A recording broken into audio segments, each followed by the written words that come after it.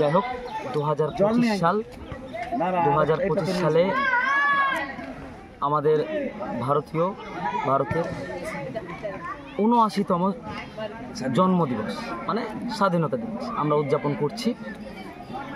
তো আমরা তো কোনো আধিকারিক নয় বা কোনো প্রধানমন্ত্রীও নয় যে টুইট করে দেবো, আর টুইট করলেও কেউ ফলো করবে না।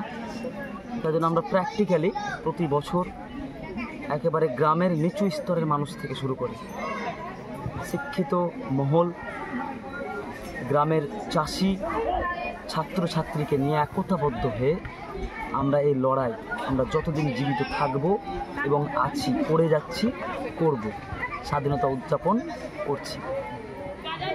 কেউ আছে হোয়াটসঅ্যাপ ইউনিভার্সিটিতে পড়ে অনেকেই কথা বলে স্বাধীনতা দিবস 1947 সাল 15ই আগস্ট যখন নাকি স্বাধীনতা পায়, ইংরেজরা নাকি মানে দেশ ছেড়ে হঠাৎ করে চলে গেছে।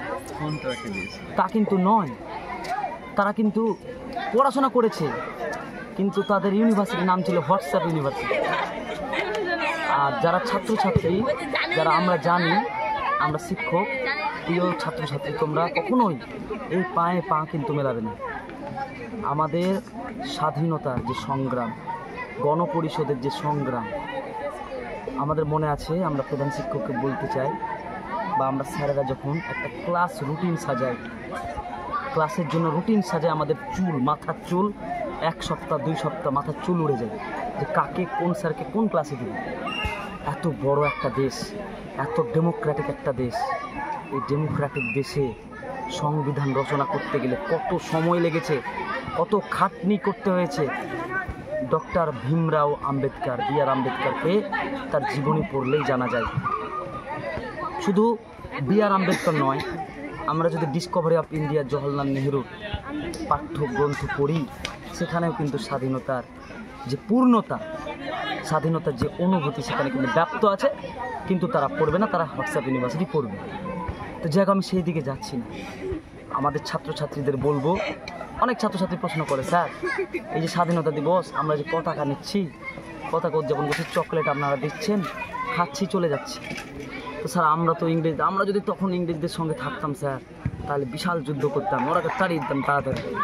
এটা কিন্তু প্রায়ই বলে, আমরাও মাস্টারদেরকে বলেছি। এই ঘটনা সত্য। আমাদের যে মনোবল, আমাদের যে অনুভূতি, এটাকে কিন্তু সম্মান জানাই এবং শ্রদ্ধা জানিয়ে ছাত্রছাত্রীদের উদ্দেশ্যে কিছু কথা বলছি, না বললেই নয়।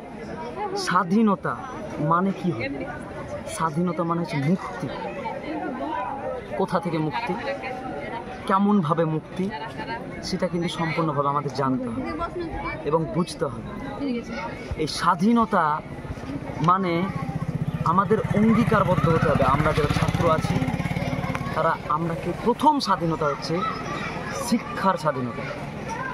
আমরাটাকে শিক্ষা গ্রহণ করতে হবে।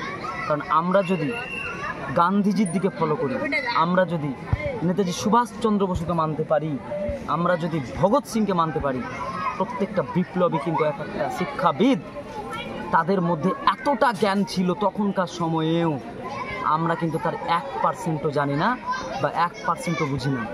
তাই স্বাধীনতার অঙ্গীকারবদ্ধ ছাত্রছাত্রী থেকে শুরু করে সমস্ত মানুষের হওয়া উচিত শিক্ষাটাকে ভালো রাখা। এই স্বাধীনতা দিনে আমাদের উদযাপিত করার সঙ্গে সঙ্গে কিছু ফান্ডামেন্টাল রাইট আছে, কিছু আমাদের অধিকার আছে, অধিকার কিন্তু সংবিধানে লেখা আছে।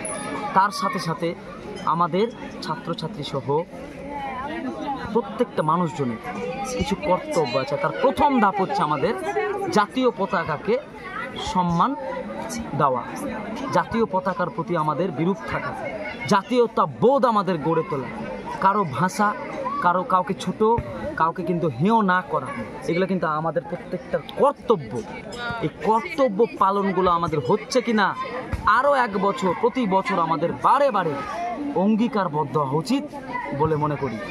যাই হোক, সকলকে এই 79তম স্বাধীনতা দিবসের আরও একবার সালাম, শুভেচ্ছা এবং ভালোবাসা জানিয়ে আমার ছোট বক্তব্য শেষ করছি।